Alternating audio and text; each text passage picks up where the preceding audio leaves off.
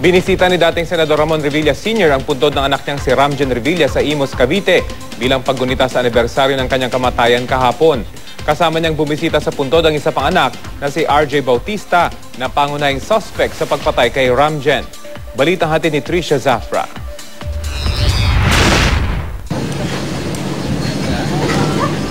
Naka-wheelchair si dating Senador Ramon Revilla Sr. nang dalawin ang puntod ng kanyang anak na si Ramjen Revilla sa Imus, Cavite.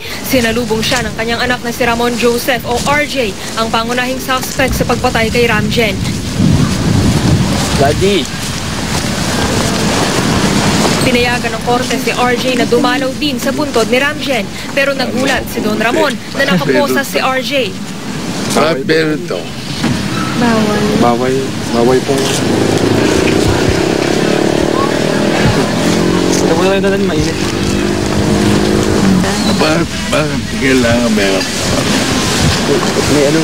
procedure po daw nila eh. Kasi Umupo ang mag-ama sa harap ng puntod ni Ramjen. Hindi napigilang maluha ni Don Ramon. Halata naman ang pananabik ng ina ni RJ na si Jeneline Magsaysay na mahagka ng anak nang makita niya ito. Pwede na akong lumapit? Or pag-upo na lang? Sa kanya? O sa kanila? Doon lang po. ko pa lang dito. Parating pala, parating.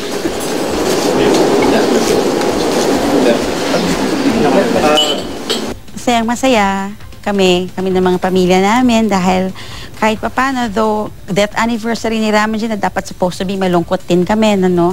Habang inaalala namin yung kanyang mga memories, si Ramon Joseph naman is makakasama naman namin na aalalahanin yung mga alaala na naiwanan naman ni Ramjen. Ang isa pang kapatid ng suspect sa pamamaslang kay Ramjen na si Ramona, ayon kay Magsaysay, nasa Turkey pa rin. Matagal na raw silang hindi nag-uusap, pero mas mabuti na raw na wala siya sa Pilipinas para hindi makulong. Giit niya, inosente ang kanyang mga anak.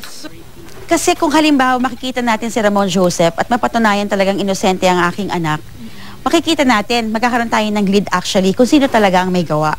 Kung sino talaga ang mastermind at sino din talaga yung totoong nagpatay sa bata.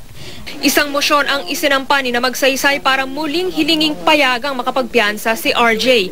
Hindi pinagbigyan noon ng korte ang petition for bail ni RJ, bagay na ikinalungkot ni Don Ramon. Sa kanyang statement, sinabi ni Don Ramon na naniniwala siyang hindi magagawa ni RJ ang karumal-dumal na krimen sa sarili niyang kapatid. Iginiit din niyang inosente ang kanyang anak.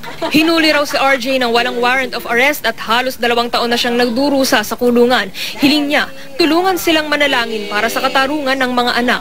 Ikinatuwa naman ni Janelle Manahan, dating nobya ni Ramjen na sugatan din noon sa pamamaril, ang pagtanggi noon ng korte sa bail petition ni RJ. Siya ang testigong nagdiin sa pagkakasangkot ni na RJ at Ramona sa krimen. If nag-grant yun, I don't think I can, go here every day and feel safe kasi I know that they're out and for sure, diba, syempre, matagal na rin sila nakulong doon because of me. So, I'm also afraid for my life. Dasal daw ang tangi niyang maiaalay ngayong anibersaryo ng kamatayan ng dating boyfriend na si Ramjen. Trisha Zafra, GMA News.